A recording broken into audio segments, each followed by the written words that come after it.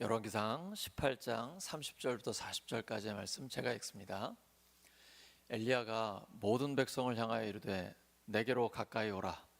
백성이 다 그에게 가까이 가매 그가 무너진 여호와의 제단을 수축하되 야곱의 아들들의 지파의 수요를 따라 엘리야가 돌 12개를 취하니 이 야곱은 옛적에 여호와의 말씀이 임하여 이르시기를 내 이름을 이스라엘이라 하리라 하신 자더라.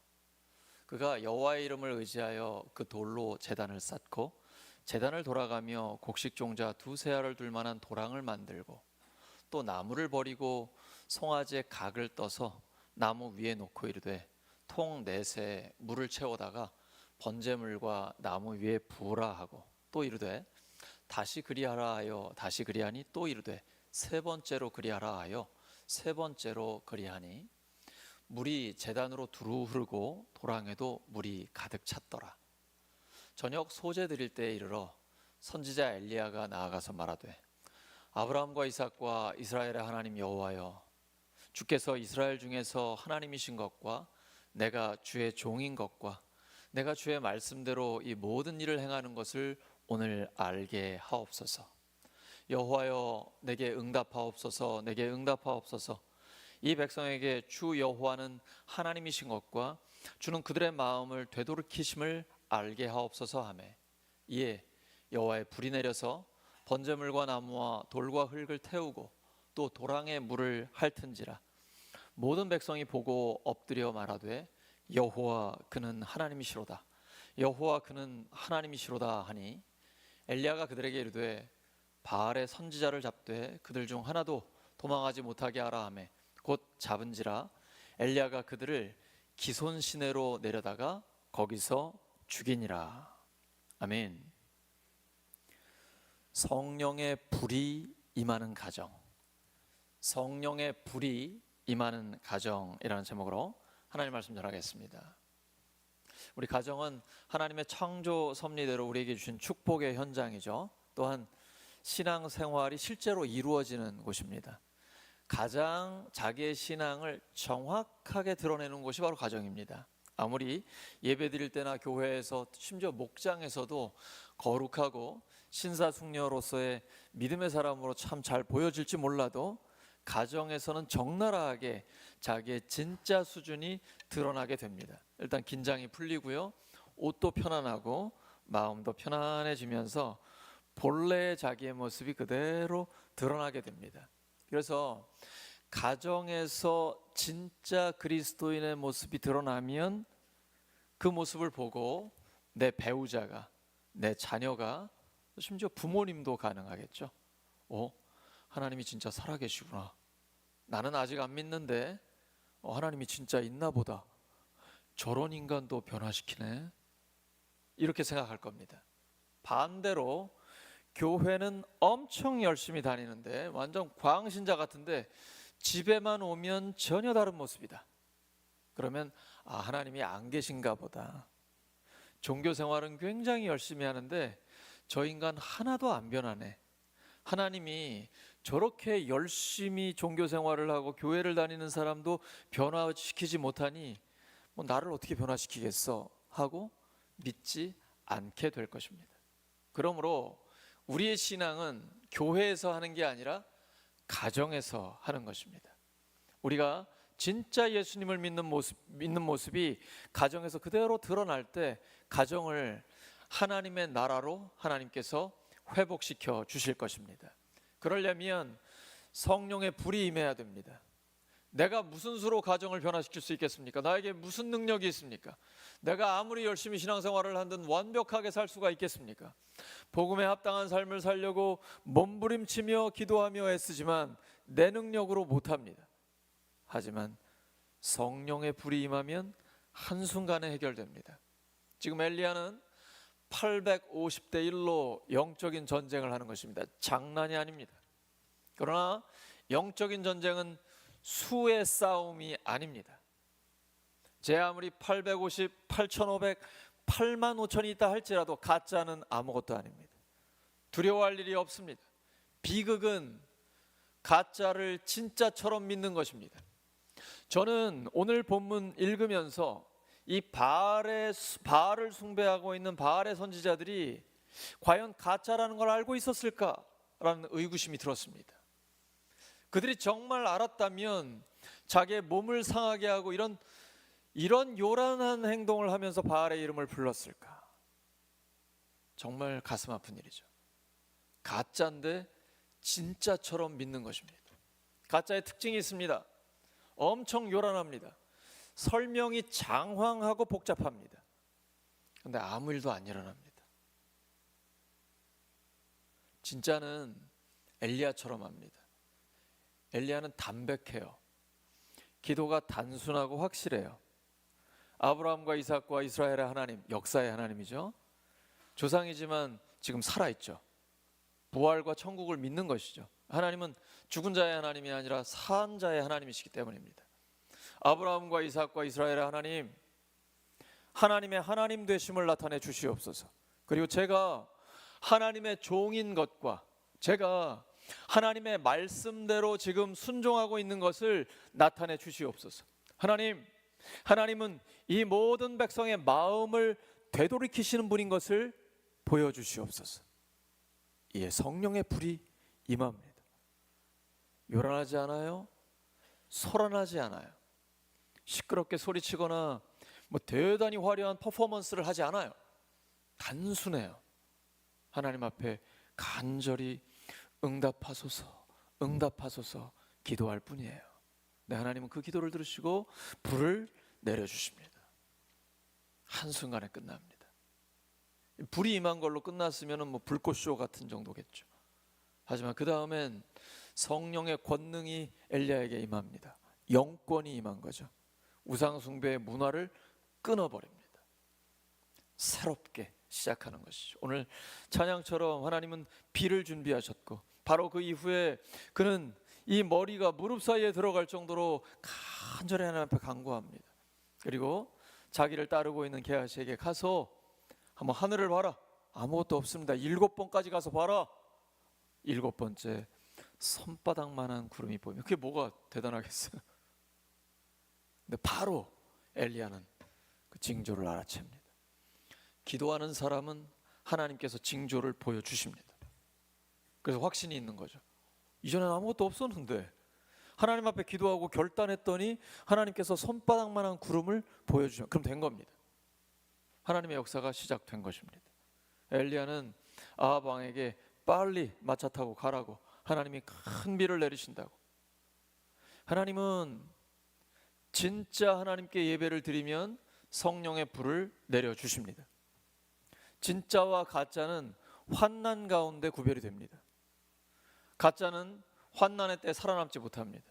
그러나 진짜는 하나님께서 끝까지 살려주십니다. 진짜인 것을 증명해 주십니다. 믿음은 증명이 되어야 합니다. 그것은 우리가 할 수 없고 하나님이 해 주십니다. 하나님, 살아계신 하나님, 역사하시는 하나님, 우리의 삶에 하나님의 살아계심을 나타내 주시옵소서.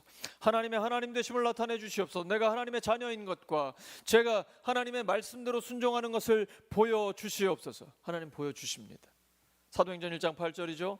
오직 성령이 너희에게 임하시면 너희가 권능을 받고 예루살렘과 온 유대와 사마리아와 땅끝까지로 내 증인이 되리라. 가정에서, 목장에서, 우리의 직장과 학교에서, 교회와 모든 삶의 자리에서 예수 그리스도의 증인으로 살게끔 해주십니다. 오직 성령의 권능으로, 영권으로 이것이 가능해지는 것입니다. 엘리야는 먼저 무너진 제단을 쌓았습니다. 지금 바알 우상 숭배자들은 난리 났습니다. 수적으로도 엄청 많고요. 딱 일단 육안으로 보면 전혀 상대가 안 됩니다. 수적으로 절대적인 열세입니다. 그러나 영적인 전쟁은 내가 하는 게 아니고 하나님이 하시는 것입니다. 그러므로 나 혼자 남았다 할지라도 전혀 두려워할 필요가 없습니다. 가짜는 아무리 많아도 가짜입니다. 거기에는 하나님의 역사가 일어나지 않습니다. 대단히 화려하고 세상적으로 뭔가 가지고 있는 듯 하여도 아무것도 아닙니다. 그저 우상일 뿐입니다. 리차드 포스터가 돈, 섹스, 권력이라는 책을 썼습니다. 이게 바로 우상이라는 거죠. 예나 지금이나 그 세 가지는 우상을 대표하고 있습니다. 물론 다양하게 많겠지만요. 돈, 바알이라는 것은 풍요와 다산의 신입니다. 물질 숭배죠. 예수님 말씀하셨습니다. 사람은 하나님과 물질을 겸하여 섬길 수 없습니다. 우상이란 인간의 욕망이 투영돼서 자기 암시를 하면서 자기가 속는 겁니다. 돈이면, 돈만 많이 있으면 나는 완전한 행복을 가질 수 있다라고 지금 자본주의 시대, 아니 지금 이 세상을 살고 있는 모든 대부분의 사람들이, 많은 사람들이 그렇게 생각합니다. 돈이 우상이 되어 있습니다. 근데 예수님 시대도 동일했어요. 예수님이 하나님과 재물을 겸하여 섬길 수 없다라고 할 때 이 재물이 헬라어로 맘몬입니다. 돈의 신이에요. 물질의 신, 재물의 신입니다. 사람들은 이 돈이 우상이 된 거예요. 하나님보다 더 우선순위에 두고 있는 것입니다. 정말 돈이 우리에게 완전한 행복을 줍니까? 돈만 있으면 행복한가요? 지금 속고 있는 것이죠. 섹스. 고대시대 성경시대에 바알, 우상을 숭배한다는 건 곧 음란함과 연결이 됩니다. 우상을 숭배하는 이거 신전에 가면 여사제들이 있고 음란한 행위를 공공연하게 하죠. 남창도 있고요. 우상 숭배는 곧 행음하는 것과 연결이 됩니다. 오늘날 얼마나 성적인 문화가 이렇게 타락해 있습니까? 원래 성이란 하나님이 허락하신, 그리고 하나님이 맺어주신 남편과 아내 사이에 아주 행복하고 아름다운 것입니다. 이게 하나님이 디자인하시고 우리에게 주신 선물이거든요. 근데 사탄은 그것을 왜곡시켰습니다. 더럽게 만들었습니다. 어둡게, 그리고 음지에서 행하게 하죠. 심지어 제가 어제 뉴스를 보니까 중국에서 요즘 로봇을 성인용을 만들었더라고요. 지금 관세 전쟁으로 관세가 굉장히 비싸잖아요. 엄청나게 높아지잖아요. 끄떡없이 해외로 그렇게 많이 팔려간다는 거예요. 지금 이 시대에 음란한 문화는 이로 말로 다 표현할 수가 없습니다. 그러므로 여러분이 보는 걸 조심해야 돼요.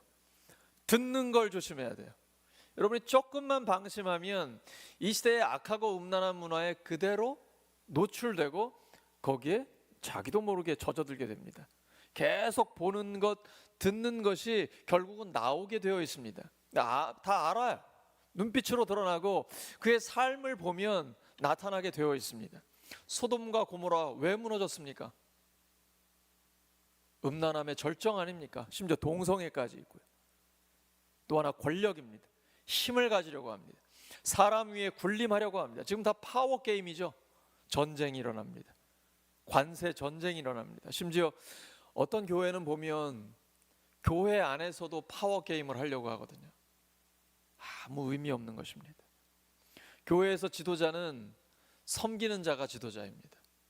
교회에서는 힘을 가진 자, 권력을 가진 자는 지도자가 될 수 없습니다.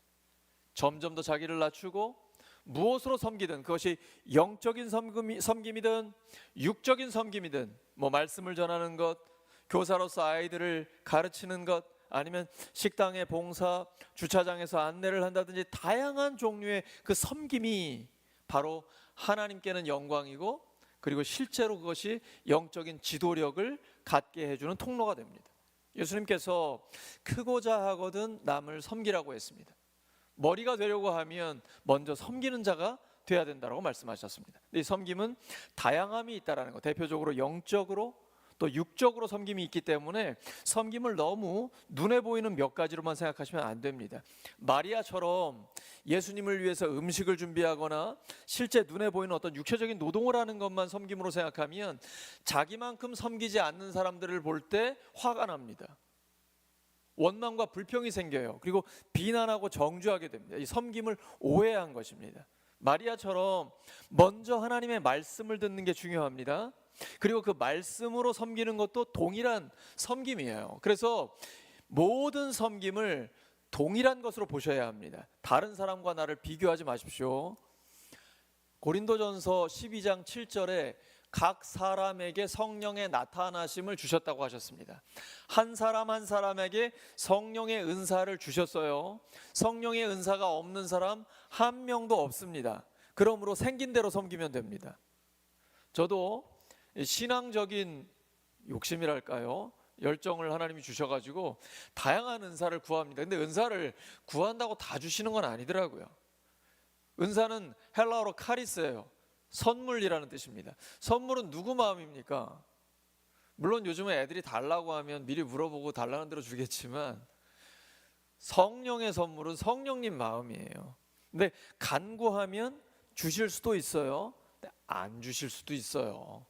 이미 나에게 주신 성령의 은사가 있잖아요. 그걸로 쓰임 받으면 됩니다. 그러므로 다른 사람과 나를 비교하지 마시고 나에게 주신 성령의 은사를 가지고 마음껏 섬기면 하나님께는 영광이 되고 또 능력 있게 주님 앞에 쓰임 받을 수 있게 되는 것입니다. 그런데 지금 이스라엘 백성에게는 이게 무너져 있습니다.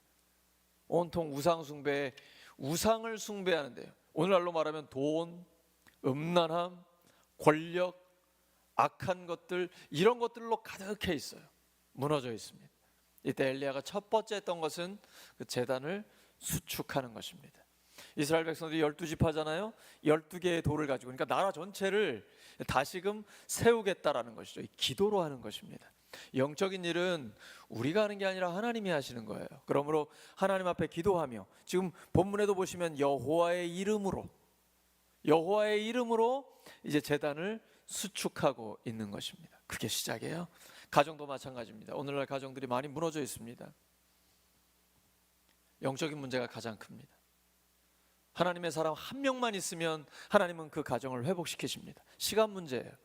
나 한 사람만 하나님 앞에 똑바로 깨어 있으면 하나님께서 나를 통해 그 가정을 살리십니다. 가문을 하나님 앞에 거룩한 가문으로 세워주십니다. 이제 다시 가정의 재단을 수축하셔야 됩니다. 사랑, 기도, 영적인 대화, 서로를 칭찬하고 격려하고 용서, 그리고 가능하면 가정에서의 예배, 말씀의 나눔, 이런 것들이 가정에서 회복되면 하나님께서 그 가정을 다시 한번 치유시키시고 회복시켜 주셔서 하나님의 나라의 아름다움을 그곳에서 경험하게 해주십니다. 특별히 우리 사랑하는 자녀들이 가정 속에서 하나님의 선하심을 맛보게 되는 것입니다. 그러므로 그리스도인에게는 예배가 중요합니다. 영적인 전쟁은 예배의 전쟁입니다. 마귀는 예수님께 예배의 문제를 가지고 시험했습니다. 세 번째 시험이죠. 이 천하만국의 영광을 보여주면서 네가 나한테 경배하면 이 모든 걸 다 주겠다고 거짓말했습니다. 지가 무슨 수로 그걸 다 주겠습니까? 예수님은 단번에 물리치셨습니다. 사탄아 물러가라. 기록되었으되 너의 하나님께 경배하고 다만 그를 섬기라 하셨느니라. 다만이 중요합니다. 그런데 우리는 예수님을 믿으면서도 세상을 포기하기가 어렵잖아요. 교회에서 신앙생활 하면서도 그런 분들이 적지 않습니다. 나 하나님을 섬겨요. 하나님을 안 섬기는 게 아니에요. 그런데 세상도 너무 좋아요. 포기할 수가 없어요. 그래서 하나님도 섬기고 세상도 섬기려고 합니다. 가능할까요? 하나님은 자기 자신을 질투하시는 하나님이라고 표현하십니다. 진짜 사랑하면 양다리 걸치는 것은 절대로 용납이 안 됩니다. 하나님은 우리를 예수님의 생명을 내어주실 정도로 진짜로 사랑하십니다. 찐 사랑입니다. 그러므로 양다리 걸치는 것은 용납 안 됩니다. 10계명의 첫 번째가 무엇입니까? 나 외에 다른 신을 너에게 두지 말라. 이것만 지키면 나머지는 다 지킬 수 있습니다. 마음을 다하고 목숨을 다하고 뜻을 다하고 힘을 다하여 주 너의 하나님을 사랑하라. 하나님을 사랑하는데 어떻게 돈을 하나님보다 우선순위에 둘 수 있겠어요? 일단 돈이 들어오면 딱 하나님께 먼저 드리죠. 하나님이 최우선순위에 있기 때문에. 그 다음에 사용하면 하나님은 약속하신 걸 100% 지키십니다. 헌금에 대한 결단을 하잖아요. 하나님이 내가 너를 보고 있다라는 것을 확실하게 표현을 해주십니다. 하나님이 아니고는 그런 일이 있을 수가 없어요. 전에 전혀 없던 일이 일어난다니까요. 먼저 하나님 나라와 하나님의 의를 구하면 나머지 모든 것은 하나님 책임져 주십니다. 그리고 인생이 아주 단순하고 깨끗하고 질서가 팍 잡힙니다. 그래가지고 안정감이 있어요. 그리고 하나님이 나를 사랑하신다는 게 피부로 느껴집니다. 내가 하나님을 최우선순위에 두고 가장 먼저 하나님께 내 마음을 표현하면요, 하나님은 그 마음을 받아주시고 하나님의 사랑을 우리에게 진하게 표현해 주십니다. 아주 확실하게 여러분의 통장에 표현해 주십니다. 마태복음 6장 33절이잖아요. 먼저 그의 나라와 그의 의를 구하라. 그리하면 이 모든 것을 너에게 더하시리라. 하나님이 없어서 못 주실까요? 하나님의 복은 무제한입니다. 우리의 그릇이 준비되면 하나님이 폭포수처럼 쏟아 주십니다. 그래서 하나님 나라를 위해 마음껏 쓰임 받을 수 있도록 하나님께서는 역사해 주세요. 중요한 건 예배를 최우선순위에 둬야 돼요.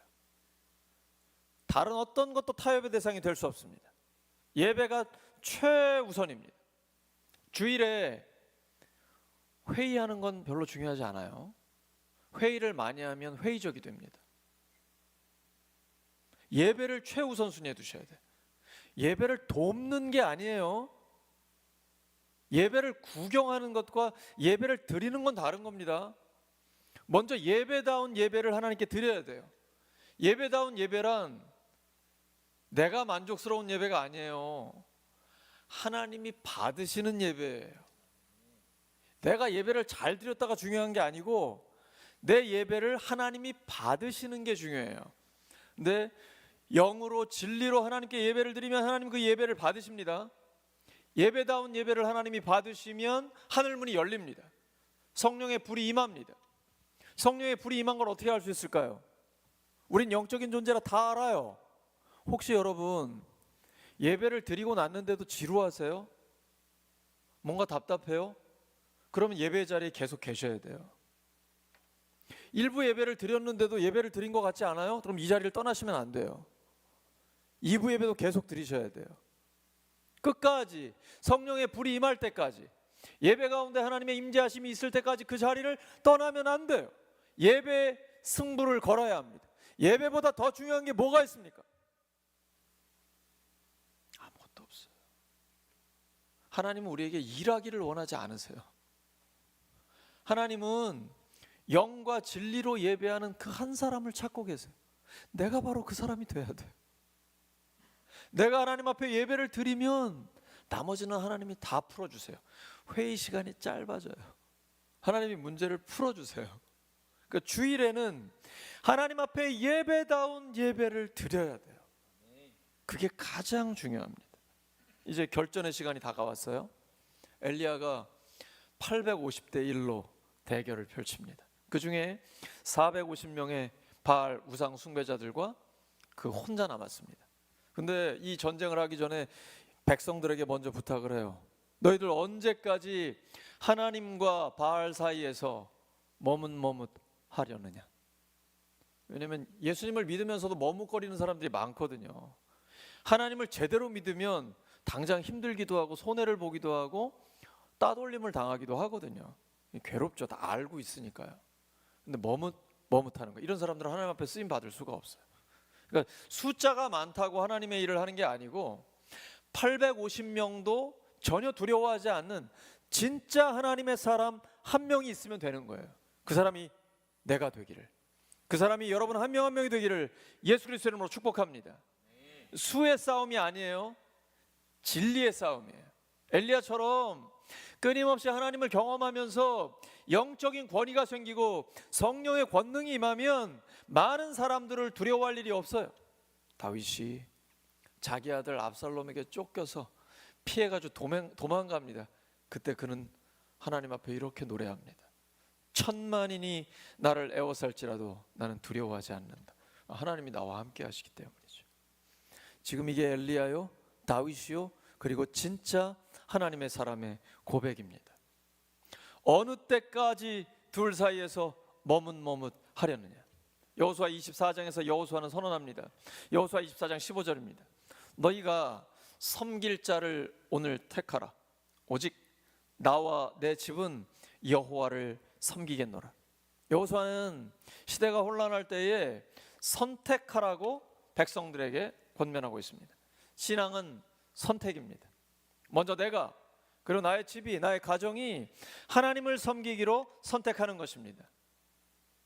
진짜잖아요.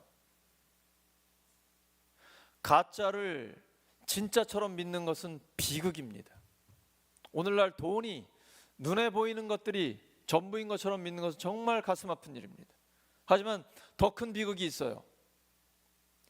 진짜를 가짜처럼 믿는 거예요. 진짜를 진짜로 믿지 않고 가짜처럼 믿는 거예요. 이것처럼 가슴 아픈 일이 어디 있어요? 우리는 진짜 예수님을 믿잖아요. 진리를 믿는 사람이잖아요. 그러므로 이 일에 우리의 인생을 거는 것입니다. 하나님이 우리의 삶을 책임져 주십니다. 믿음으로 하나님의 응답을 구하시기 바랍니다. 엘리야처럼 단순하게 그러나 확실하게 하나님의 약속을 붙들고 주님 앞에 간구하면 하나님은 그 기도에 반드시 응답하십니다. 우리 하나님은 살아계시기 때문이에요. 전능하시기 때문이에요. 엘리야에게 응답하신 하나님이 오늘 우리에게 응답하십니다. 하나님의 사람은 진리에 대해서 어떤 태도를 갖느냐가 중요합니다. 내가 능력을 행하는 게 아니에요. 우리는 오로지 진리를 따른다, 그 진리의 길을 걷는다라는 바른 태도만 갖고 있으면 됩니다. 우리 신앙생활 하다 보면 참 신실한 하나님의 사람들을 많이 만나게 됩니다.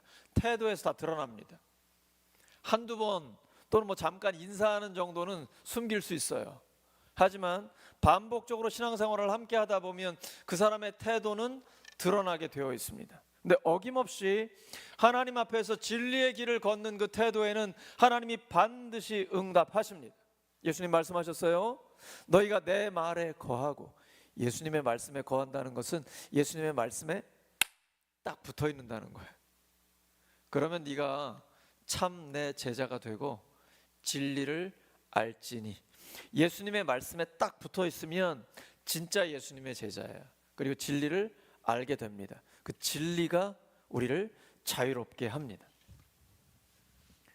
우리는 하나님이 받으시는 예배를 드려야 합니다. 그래야 엘리야처럼 불로 응답을 받습니다. 근데 예배를 하나님께서 받으시려면 전제 조건이 있어요.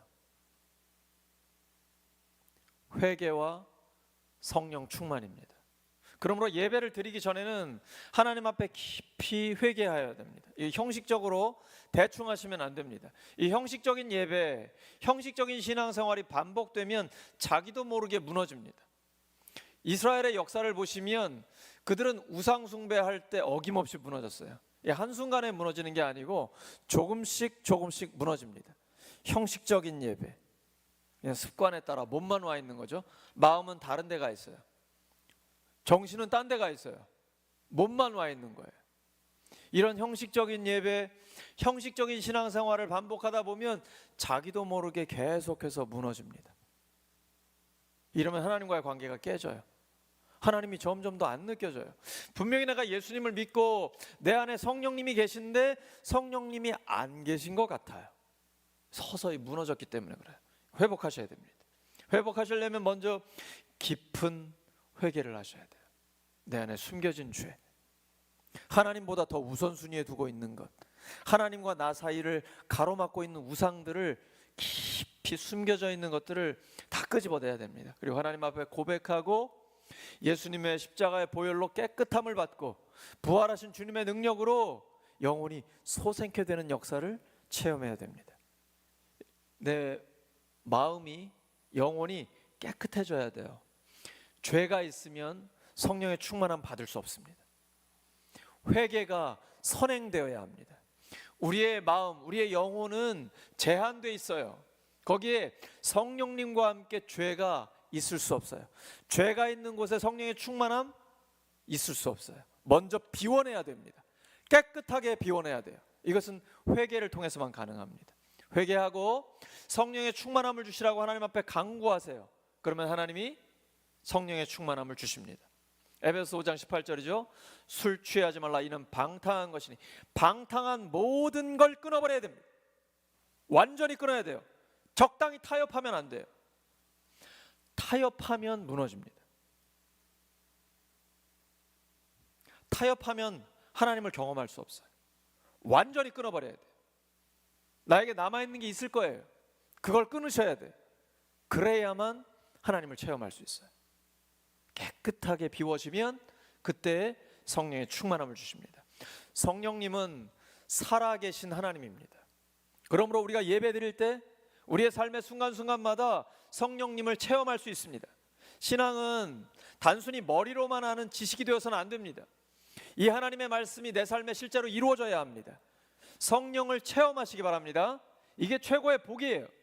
구하는 자에게 성령을 주시지 않겠습니까? 누가복음 11장 13절입니다. 너희가 악할지라도 좋은 것을 자식에게 줄 알거든 하물며 너희 하늘 아버지께서 구하는 자에게 성령을 주시지 않겠느냐.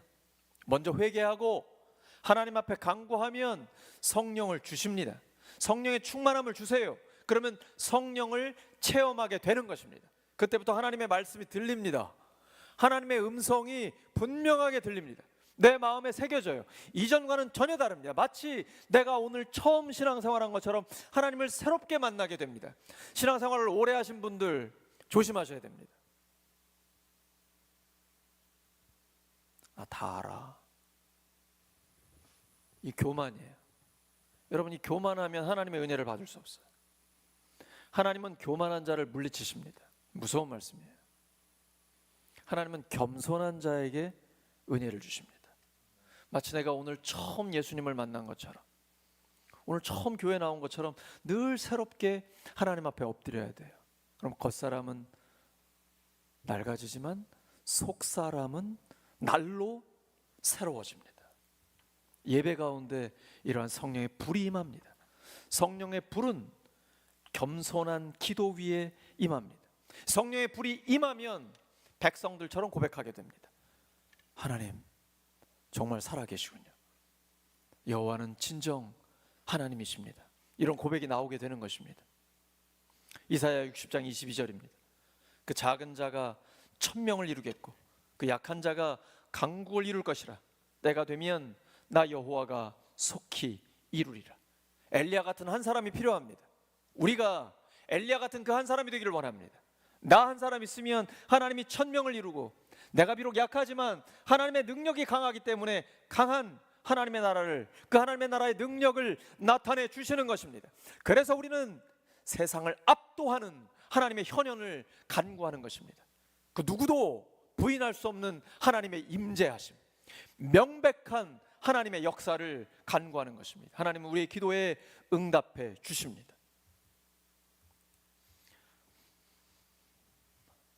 사랑하는 우리 울산교회 성도 여러분, 오늘 우리 개인과 가정에게 꼭 필요한 것은 성령의 불입니다. 성령을 체험하는 것입니다. 가정의 달 5월에 우리가 반드시 붙잡아야 할 것은 성령의 불로 살아나는 가정입니다. 무너진 제단을 다시 쌓고 겸손히 하나님의 응답을 구하며 성령의 불이 임하기를 간구하시기 바랍니다. 그때 하나님은 우리 가정의 중심에 임하시고 우리의 사랑을 회복시키시며 우리 다음 세대를 하나님 앞에 세우시는 은혜를 주실 것입니다. 성령의 불이 임하는 개인과 가정이 되기를 예수 그리스도의 이름으로 축원합니다. 말씀을 기억하면서 합심하여 기도합니다. 하나님 아버지 감사합니다. 성령의 불을 주시니 감사합니다. 성령의 역사를 허락하시니 감사합니다.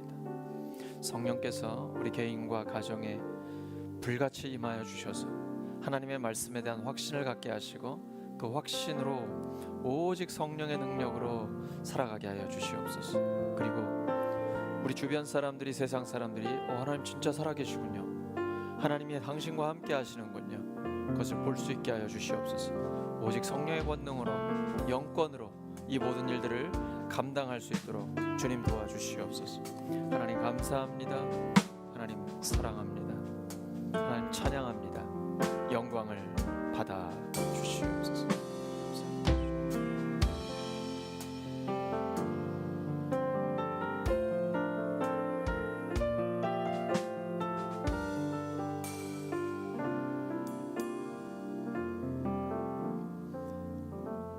감사드리며 예수님의 이름으로 기도드립니다.